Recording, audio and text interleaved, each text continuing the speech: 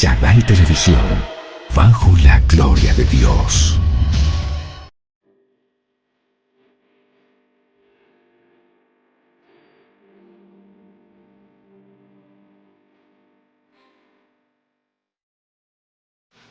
El título de esta predicación es: no pongas palabras en la boca de Dios que Él no ha dicho. Mire, lo voy a volver a repetir. No pongas en la boca de Dios palabras que Él no ha dicho. Y aquí es donde nosotros debemos tener en cuenta esto. El conocer a Dios es un privilegio. El conocer a Dios, el mismo Dios lo ha determinado en su escritura. Dice que si alguien se va a jactar, que se jacte de conocerle y entenderle. ¿Ya? Entonces, mire cómo es esto de profundo y de tremendo.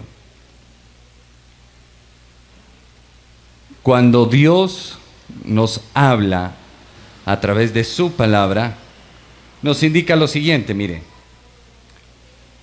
En Ezequiel capítulo 13, versículo 3 dice: así ha dicho Jehová el Señor, ay de los profetas insensatos que andan en pos de su propio espíritu y nada han visto. Y ahí aparece una boca de un niño con el dedito haciendo el símbolo de silencio, y dice: no pongas palabras en mi boca que yo no he dicho. ¿Por qué o a raíz de qué vamos a hablar esto? Es importante de que nosotros tengamos en cuenta el hecho de que Dios es maravilloso, es glorioso, pero que también nos advierte y dentro de todo nos dice, epa, tengan cuidado. ¿Por qué? Porque es importante e imperioso de que nosotros conozcamos. ¿Qué conozcamos? La palabra de Dios. Que nosotros conozcamos. ¿Qué debemos conocer? Nosotros debemos conocer cómo Dios opera, ¿ya? Cómo Dios opera y cómo Dios se muestra. Entonces mira, todo el mundo dice conocer a Dios. Todo el mundo dice creerle a Dios. Muchos escucharán que dicen: así ha dicho Dios, y Dios no ha dicho. Ha llegado al punto tal que la gente dice: es que en la Biblia dice, ayúdate que yo te ayudaré. Pues si dice así, entonces yo te digo, bueno, o sea, yo quiero conocer cuál es el pasaje, cuál es el versículo, cuál es el capítulo donde Dios me dice, ayúdate que yo te ayudaré. Otros dicen, a Dios rogando con el mazo dando. Y también lo citan. Y dicen, así dice la Biblia. Le digo, no, ¿dónde está? Dígame el capítulo, el versículo. ¿En qué libro específicamente? De los más de 60 libros que tiene la palabra de Dios. Y mira que esto es trascendental. Quiero que pasemos de diapositiva. Mira lo que dice el Señor en su palabra. Préstale atención. El Señor en su palabra dice, nos habla acerca de que su pueblo, o sea, su pueblo se perdió. ¿Por qué? Por falta de conocimiento. En el libro de Oseas, capítulo 4, versículo 6, dice que el pueblo de Dios se perdió por falta de conocimiento. ¿Y por qué por falta de conocimiento? ¿Qué es lo que ocurre? ¿Qué es lo que acontece que impide que el pueblo de Dios conozca a su Dios? Y aquí es donde nosotros debemos mirar y aprender. Préstele atención a lo que le voy a decir. Mire, la gente tiene un desconocimiento de Dios profundo, muy, pero muy profundo. Y quiero que me entienda esto. En el libro de Oseas dice claramente el Señor en su palabra, en el capítulo 4, versículo 6, dice lo siguiente: mi pueblo fue destruido porque le faltó conocimiento, por cuanto desechaste el conocimiento, yo te echaré del sacerdocio, y porque olvidaste la ley de tu Dios, también yo me olvidaré de tus hijos.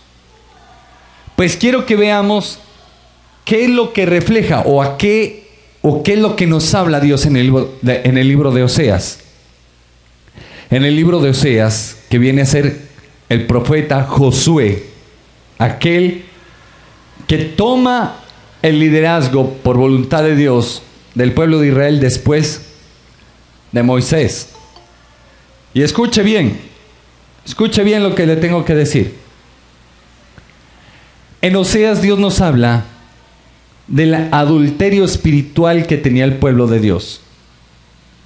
Y si venimos a la iglesia es a conocer a Dios. Y queremos desmontar todas las mentiras que la gente ha creado alrededor de Dios. ¿Por qué? Porque es que mire, le voy a presentar cómo es Dios.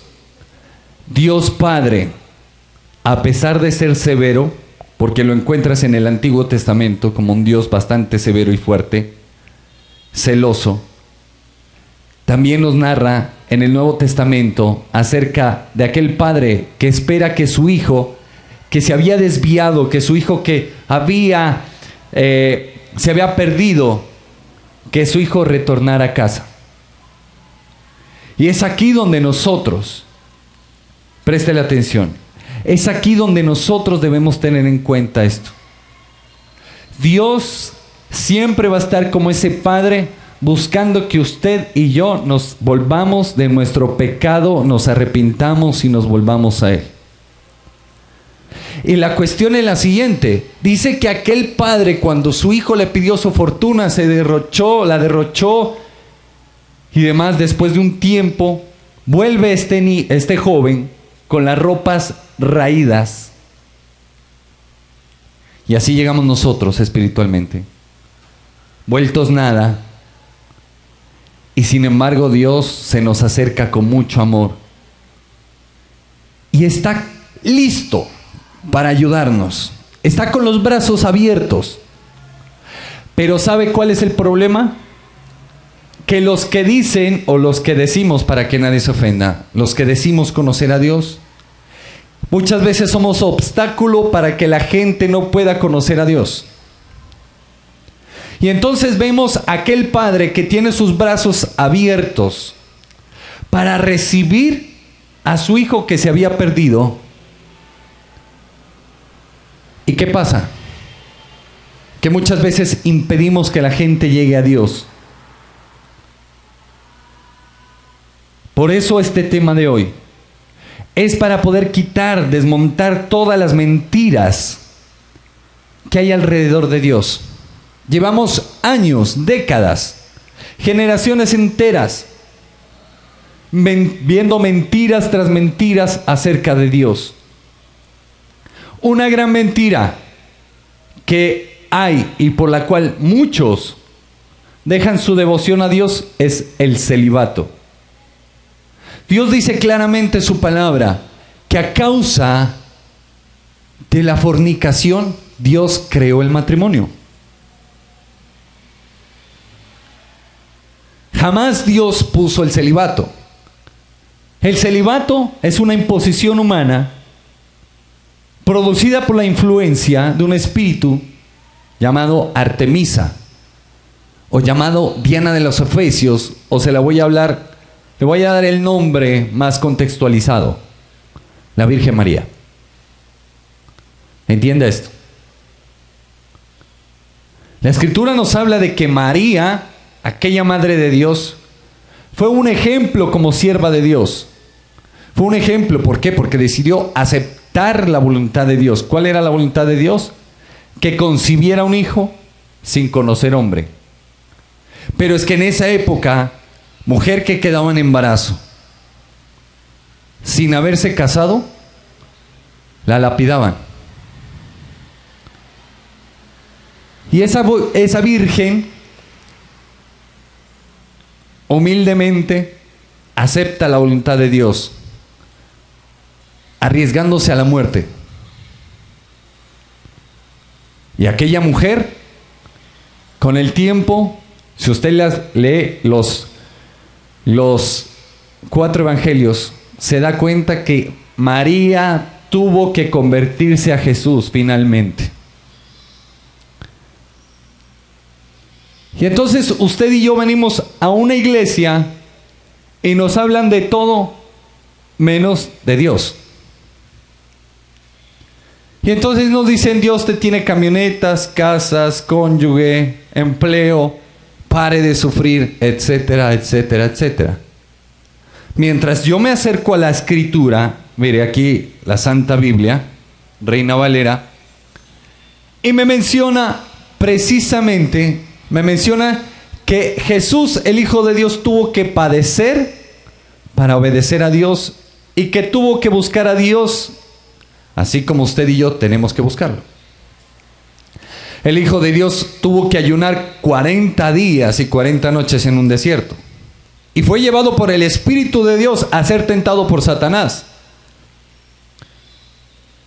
¿Y cuántos se les aparece medio demonio de poca monta, una hueste, y no pueden avanzar y se sienten oprimidos y no salen de la opresión espiritual? Imagínense cómo es esto. Y entonces en el libro de Oseas, Dios describe el adulterio espiritual de su pueblo. Mire, es tremendo. El ministerio del profeta Oseas fue al final de un tiempo muy próspero en la historia de Israel, justo antes de la caída de la nación ante los asirios, en el año 722 a.C. En este tiempo, el pueblo escogido de Dios ya no adoraba solo a Dios, sino que también servía a Baal, un dios cananeo. Y vuelvo, le repito, Dios Padre está con los brazos abiertos, queriendo que usted y yo le conozcamos. Pero Dios Padre dijo: me van a conocer a través de Jesucristo, mi Hijo. Puso el camino, la verdad y la vida, Jesús. Por eso tuvo que enviarlo, porque Jesús, como veíamos en el anterior domingo, nos enseñaba incluso a través de su propia vida. ¿Y qué pasó? Que si usted se da cuenta, los fariseos, los doctores en la ley, la gente que supuestamente tenía que conocer a Dios y tenía que conocer que la promesa del Dios viviente de haber mandado a su Hijo unigénito se estaba cumpliendo. ¿Qué hicieron? No pudieron ver eso. ¿Y qué hicieron? Ocultaron la verdad. Tanto fue así que llevaron al pueblo a crucificar a Jesús. Y no contentos con eso, si usted lee las Escrituras, el Nuevo Testamento, dice que cuando Jesús resucitó, los soldados romanos estaban presentes cuando el ángel movió la piedra. Ellos vieron todo. Pero los fariseos, por temor a la gente, ¿qué hicieron? Los fariseos cogieron y dijeron: miren, aquí les vamos a pagar. Digan que los discípulos vinieron, abrieron la piedra, abrieron el sepulcro y sacaron su cuerpo. Y así lo hicieron. Por eso los israelitas todavía siguen esperando la venida del Mesías. Entonces mire lo que estamos exponiendo. Mire cuán duro es el corazón del hombre.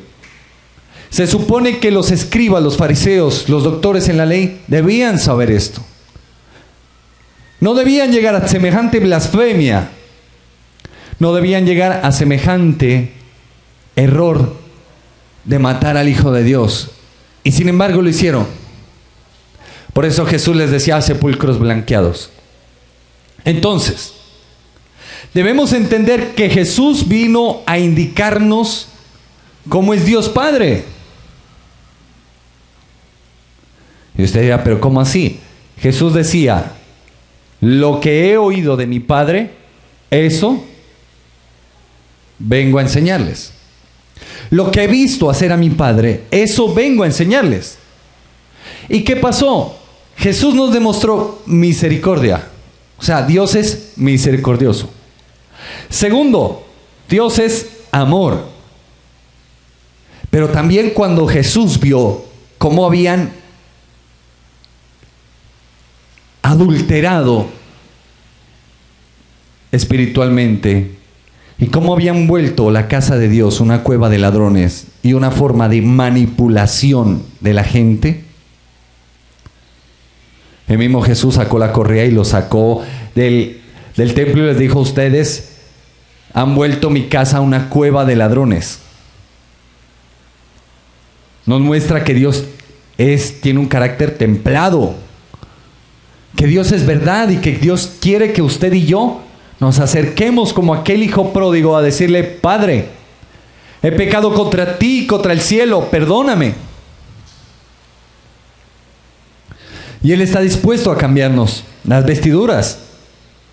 Y dice que aquel padre mandó a sacrificar el becerro, el cordero más jugoso, el mejor cordero. ¿Quién es ese cordero? Jesús. Mire cómo es de tremendo. Y entonces, Dios habla a su pueblo.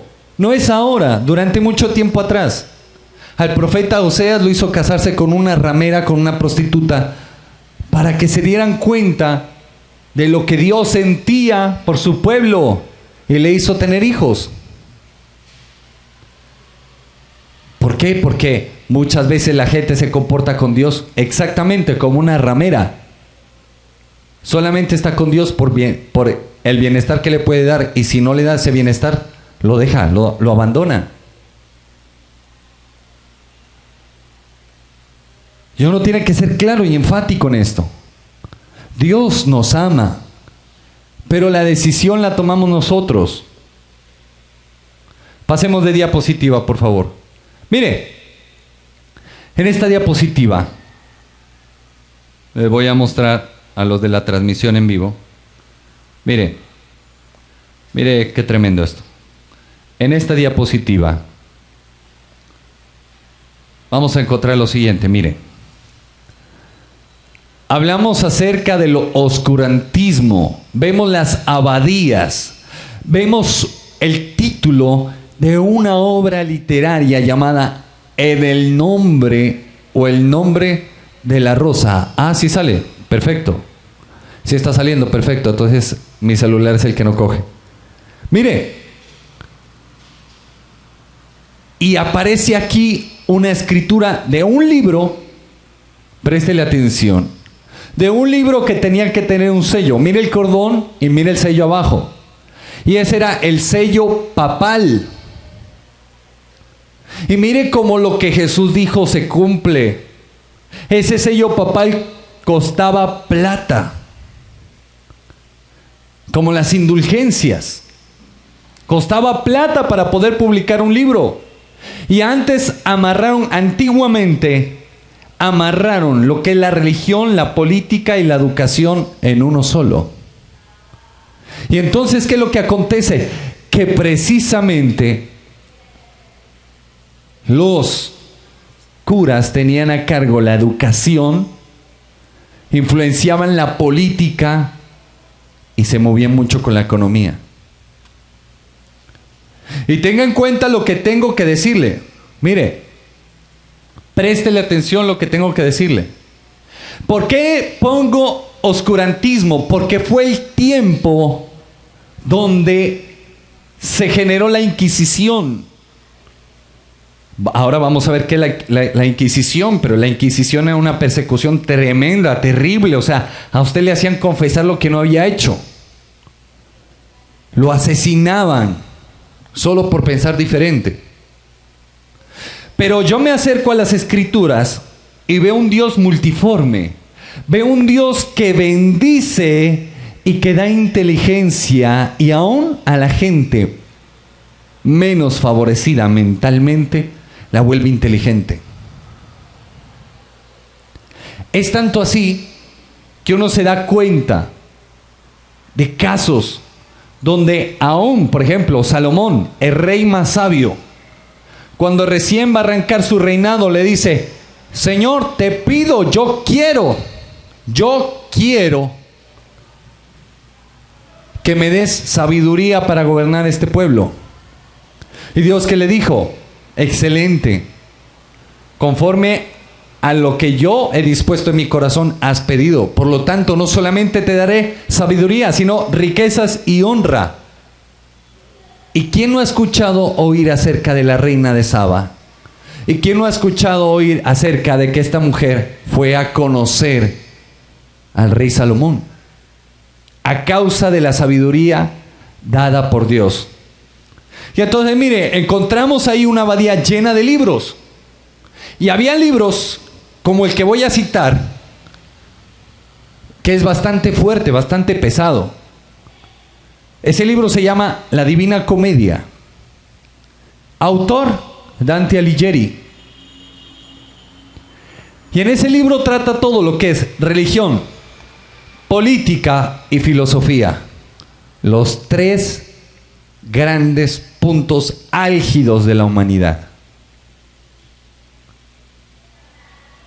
Y a los curas los pone en el círculo más oscuro y tormentoso. Los pone boca abajo, por depravados, por ávaros. Y entonces encontramos, ¿por qué el libro En el nombre de la rosa? ¿Quién escribió El nombre de la rosa? Humberto Eco, un crítico literario mexicano, el cual escribe los hechos que acontecen en una abadía o un monasterio. ¿Y por qué acontecen esos hechos? Empiezan a presentarse varios homicidios. ¿Por qué? Porque antes era prohibido leer libros que no tenían el sello papal. Y tenían dentro de ese monasterio el libro de la Divina Comedia. Y antes, los que eran letrados eran o la gente que era eclesiástica, o sea, los curas y demás, o la gente que tenía plata para pagar una buena educación. Y entonces cuando leían, tenía la costumbre de mojar con su lengua el dedo índice para voltear la página en el filo. Y ahí habían envenenado esas hojas de la Divina Comedia. El que moría envenenado era porque había leído la Divina Comedia y era porque había supuestamente pecado.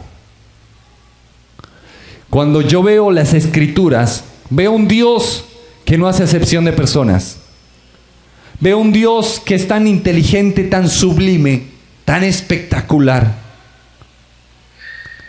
Un Dios que se aleja de la religión, que les dice a ellos, les dice, ¿qué es más fácil decir? ¿Tus pecados son perdonados? O toma tu lecho, levántate, anda. Inmediatamente quedaban sanados. Y la gente se asombraba y decían, este nos predica como quien tiene autoridad. Claro, porque Jesús vino a vivir la palabra de Dios. Pasemos de diapositiva, por favor. Miren, la Inquisición. La Inquisición, tremendo, eso fue tenaz. La Santa Inquisición, que de santa no tenía nada, era un grupo de instituciones dedicada a la eliminación de la herejía. ¿Qué es la herejía? La herejía es todo lo que se va en contra de la fe, de la palabra de Dios. Pero la herejía que ellos perseguían era la herejía que se iba en contra de la Santa Iglesia. Escuche bien. Y entonces encontramos que un hereje es una persona que está en contra de algún punto que promueve y defiende una religión, en este caso la católica romana. Y lo tremendo es que se suponía que la religión católica romana apostólica era la religión que definía acerca del cristianismo. Mentiras. La religión católica fue creada. Acuérdese que Constantino, Dios le dio una visión. Él le dijo: te daré la victoria si pones este símbolo en los escudos de tus guerreros. Y era el símbolo de la cruz. Y llegó Constantino y coge. ¿Y qué pasa? Que este hombre coge y mezcla lo que eran los dioses del Olimpo, las religiones griegas, y las combina. Y ahí sale de aquella Diana de los Efesios la Virgen María. Y así sucesivamente. Entonces mire, usted ve aquí gente atormentada. Eran asesinos estos tipos. ¿Y todo por qué? Porque se suponía que Dios tenía que castigar a la gente por hereje. Y entonces encontramos las grandes dualidades. Cuando digo dualidad, para que me entienda, usted no sabe si es oscuro o si es claro. Usted no sabe, no tiene el concepto claro.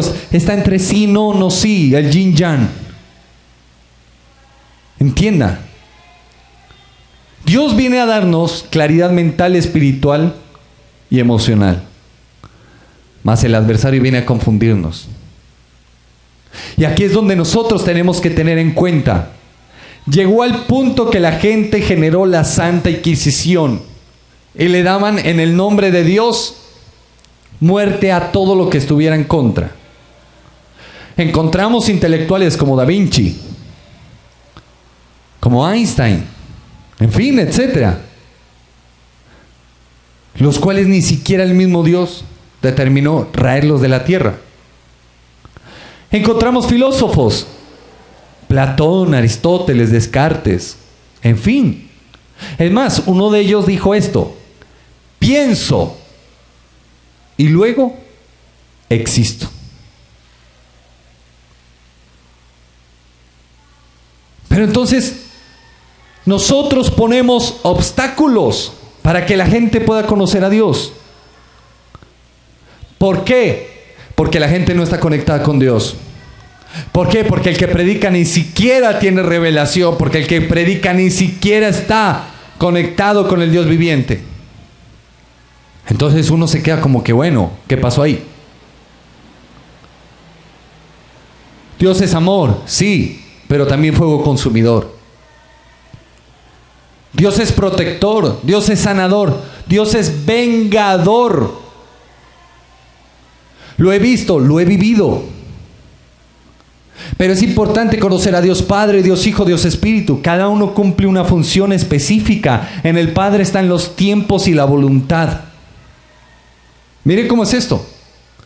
Y se lo voy a demostrar. ¿Qué le dijo Jesús en el Monte de los Olivos al Padre? Le dijo: si quieres, pasa de mí esta copa. ¿Por qué? Porque en el Padre están los tiempos y la voluntad. Le dijo: si quieres, pasa de mí esta copa. ¿Cuál era la copa que tenía que pasar? El no morir en la cruz del Calvario.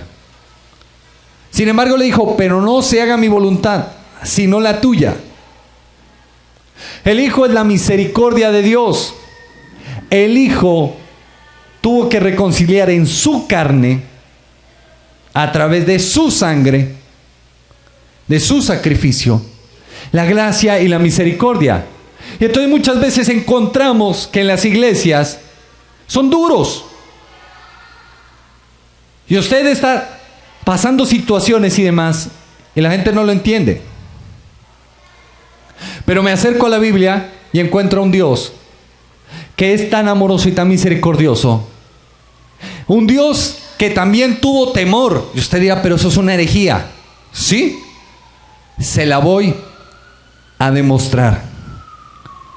Dice la Escritura en el Nuevo Testamento que Jesús, escuche bien, dice la Escritura en el Nuevo Testamento que Jesús transpiró sangre en el Monte de los Olivos. Según los científicos, según hasta los psicólogos, psiquiatras, gente especializada,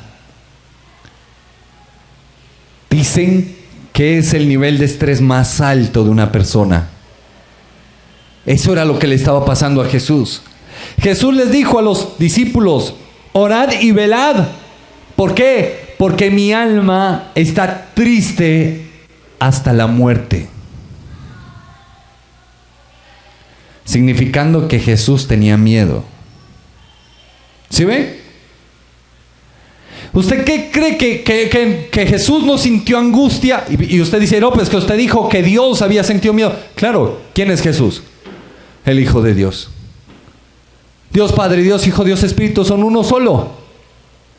Mire, fue tal el grado de angustia de Jesús y de miedo que Jesús en la cruz del Calvario le dijo al Padre: Padre mío, ¿por qué me has abandonado? Imagínense. Mire Dios lo honesto que es, que nos revela que Él también tuvo que pasar por esa situación de dificultad, de dureza. Pero ¿qué hacía la humanidad? Lo escupieron, lo latigaron, se le burlaban. A Jesús le decían: si eres hijo de Dios, baja de esa cruz y creeremos. Imagínense. Y Jesús dijo: esta generación pervertida pide señal, más señal le será dada solamente la señal de Jonás. ¿Cuál era esa señal? Jesús tenía que bajar al infierno durante 3 días, y al tercer día Dios Padre lo iba a resucitar con su poder. Imagínense cómo es esto. Pasemos de diapositiva. Mire, ya hablamos de que hay en Dios Padre en algunas funciones, ¿no? Porque hay muchas las que tienen. Dios Padre. Miramos lo que algunas funciones de Dios Hijo, que es nuestro sumo sacerdote, que es el que te va a acercar a Dios Padre, que es el que va a interceder por ti a Dios Padre. Porque así nos dice la Escritura: mediador entre Dios y los hombres, Jesucristo. No dice la Virgen, no dice San Pablo, San Pedro, no dice el pastor, el ministerio fulano de tal. No dice eso, dice Jesús. Y el Espíritu Santo de Dios es el que obedece y cumple las órdenes de Dios Padre y Dios Hijo. El Espíritu Santo consuela, revela, sana, restaura, vivifica, fortalece.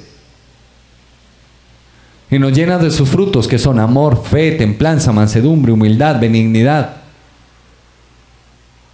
bondad. Ahora mira, en esta diapositiva vamos a ver la voluntad y deseo de Dios para con su pueblo. Porque es que la gente no conoce a Dios. Entonces dice: ¿cuál es la voluntad de Dios? No, pues joderme, porque Él está allá arriba y me quiere tener fregado acá. Por eso estoy enfermo. Por eso esto, por esto aquello. No. Quiero que arranquemos con 3 de Juan, capítulo 1, versículo 2. Mira lo que te dice, mira lo que nos dice Dios. Amado, pongamos ahí, amados, deseo que sean prosperados en todo y que tengan salud, a la vez que su alma prospera. La gente, cada vez que se habla de prosperidad, piensa en esto: plata. Uy, sí, Señor, yo quiero que me prosperes. El diablo te prospera económicamente, pero te destruye moralmente. Ejemplo, pongamos un ejemplo conocido: Bad Bunny. Ese tipo está podrido en plata, pero vaya, escuche, ni siquiera puede ni hablar siquiera ahí en ese micrófono. Ya, todo el mundo ya, feliz. Mire ejemplos: Marilyn Manson. Marilyn Manson también está podrido en plata, es satanista, se hizo quitar 2 costillas falsas para poderse hacer sexo oral él mismo, tiene relaciones con el baterista y con un resto en pleno concierto. Entonces, ¿de qué le sirve la plata si moralmente está destruido? ¿Sí me va a entender? Mire cómo es esto. Y el Señor nos dice: amado, quiero que seas prosperado en todo y tengas buena salud, así como prospera tu alma. Si tú o yo le llamamos mal a lo bueno y bueno a lo malo, estamos reflejando lo que tenemos en nuestra alma. Mire, préstele atención. Una de las voluntades de Dios es prosperarnos en todo y que seamos sanos, así como prospera nuestra alma. No quiere vernos en depresión, no quiere vernos angustiados, pero si estamos así, nos entiende y nos dice: bueno, yo te quiero sacar de allá, déjame ayudarte. Ojo, préstele atención. Otra voluntad de Dios es, eso está en Amós, capítulo 5, versículo 4. Así dice el Señor al reino de Israel: buscadme y viviréis. Le repito el ejemplo que veníamos diciendo. Dios Padre está con los brazos abiertos, esperándote, esperándome. Y dice: buscadme y viviréis. ¿Por qué? Porque Él viene a traernos de su espíritu, porque Él viene a traernos de su sanidad, de su liberación, de su restauración. Y está con los brazos abiertos y dice: buscadme y viviréis. Pero muchos de nosotros lo dejamos con los brazos extendidos. ¿Por qué? Porque la misma religión nos es impedimento para poder entrar en el reino de Dios. ¿Por qué? Porque no nos han enseñado quién es Dios. La gente no sabe quién es Dios. Y entonces lanza juicios y prejuicios, ¿no? Es como en Colombia, todo el mundo se cree experto. ¿Qué pasa cuando usted dice: estoy enfermo de tal cosa? ¿Qué pasa? Todo el mundo le sale a decir remedios caseros, ¿sí o no? Dice: no, eso es bendito, eso es la mano de Dios encima. ¿Ah? Y le dice: vea, hágase esto, hágase aquello, que ni sé qué, que ni sé cuántas. Si usted no ha conseguido cónyuge, ¿qué le dice? Ponga de cabezas al santo, creo que es San Pascual, San Antonio, eso, póngalo de cabezas a San Antonio. Y así dice la gente: póngalo de cabezas y verá que le llega. Y uno dice: pero tenázala. Y Dios sigue con las manos extendidas y dice: aquí estoy. Y la gente se sigue dando. La gente sigue dándose golpes de pecho, pero alejado de Dios. Y Dios dice: bueno, está bien que me tengas en tu boca, chévere, pero es que yo quiero que me conozcas. Yo quiero tener intimidad contigo. Y entonces, ¿qué pasa? Que llega la gente y dice: no, yo conozco a Dios, yo le temo a Dios. Claro, claro. Entonces uno le dice: deme una característica de Dios. ¿Qué es lo primero que le dicen? Dios es amor. Ah, pues ¿quién no va a saber eso? Dígame, ¿quién no va a saber eso? ¿Ah? Pero si usted le dice: dígame, el alma de Dios, y van a decir: ¿el alma? ¿Cómo así que Dios tiene alma? Sí tiene alma. Lo dice en el libro de Proverbios. 6 y aún 7 cosas aborrece Jehová Dios. Y una de las cosas que describe Dios que aborrece es derramar sangre inocente. El aborto es derramar sangre inocente. Y vamos a ver las sociedades cómo pelean, ¿no?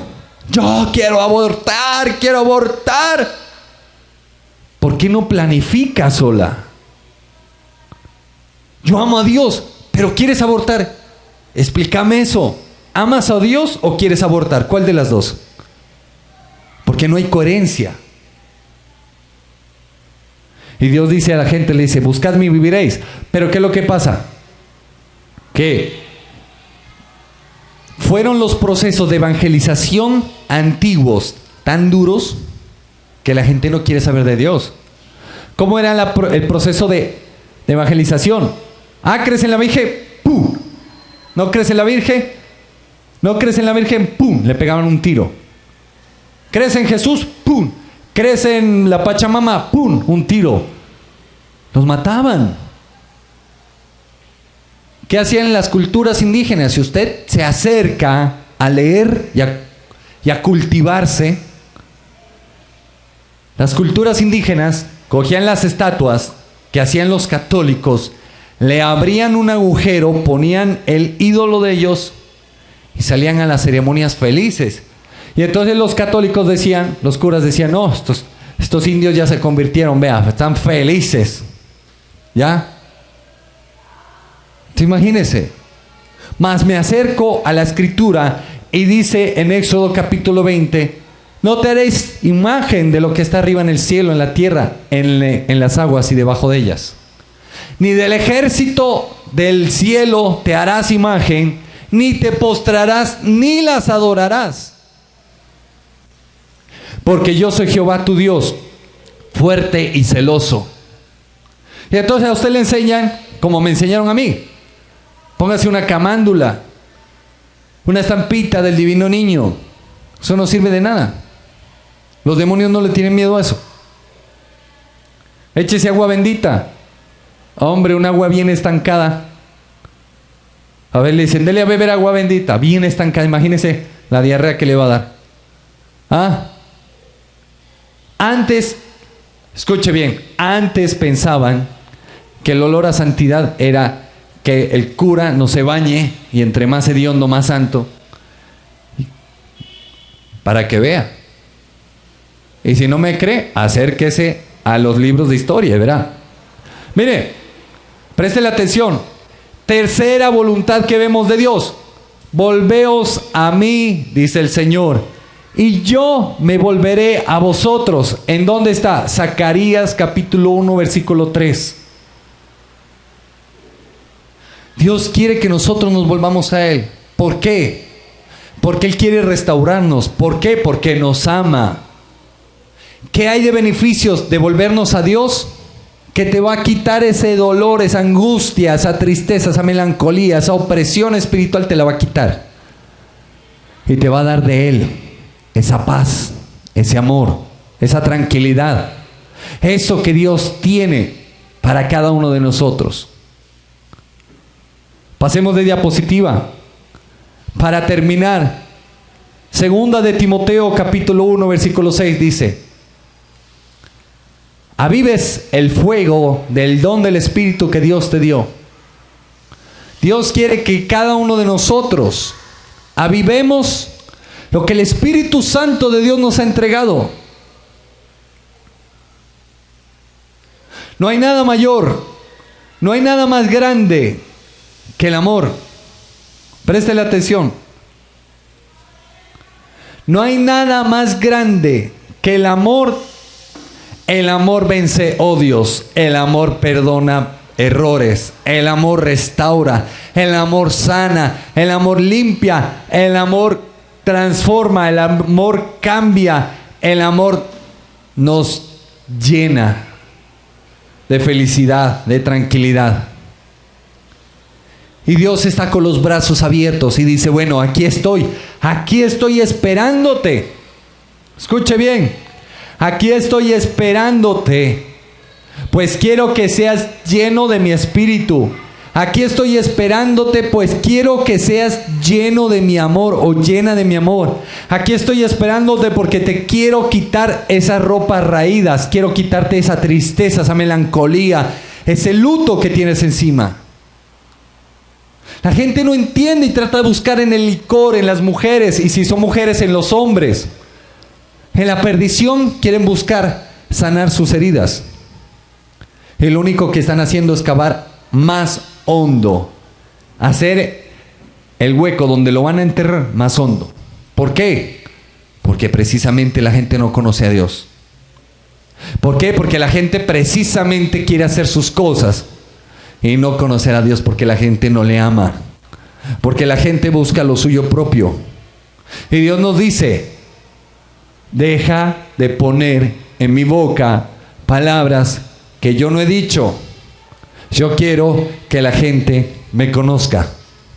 Quiero sanar. Aquel que perdió a su familia, aquel que perdió a su cónyuge y que se amaban y está con un dolor profundo. Yo quiero tocarte, yo quiero sanarte, yo quiero restaurarte. Aquella madre que perdió a sus hijos. Aquella pareja que se fragmentó, que se divorciaron y quedaron mal. Y Dios dice: yo quiero sanarlos, yo quiero ayudarlos. Pero necesito que se acerquen a mi palabra, a conocer la palabra de Dios, que escuchen lo que realmente yo tengo que decirles, que no oiga tanta bobada de la gente que lo único que hacen es confundirlos y llevarlos a lugares donde no deben estar. Dios dice en su corazón que el amor da libertad.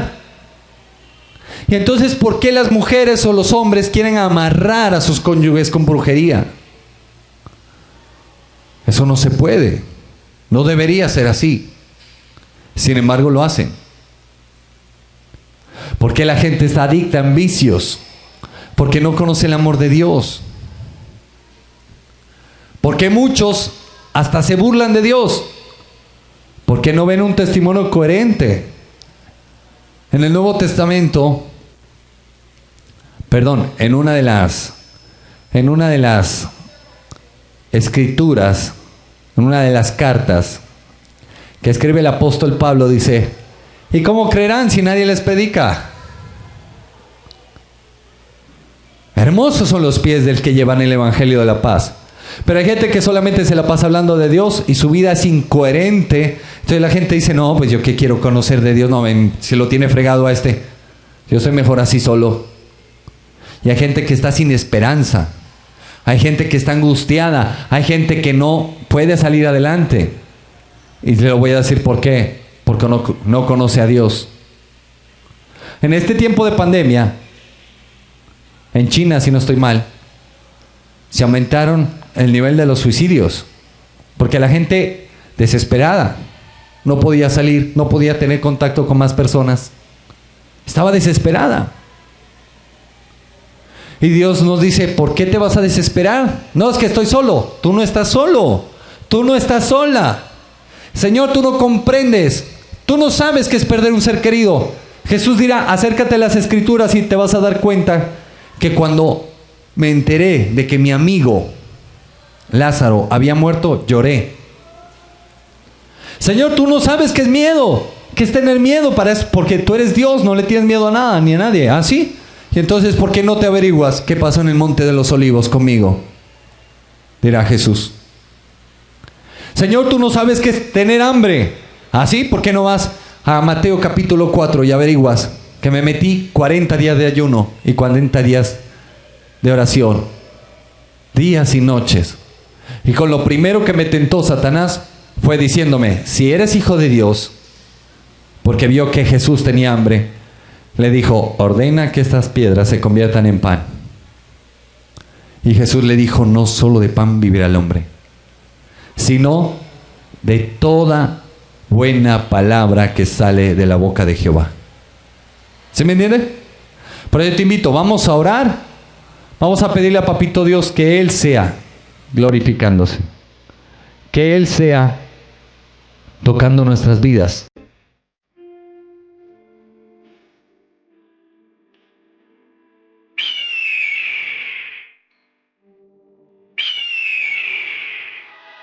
Channel Televisión, bajo la gloria de Dios.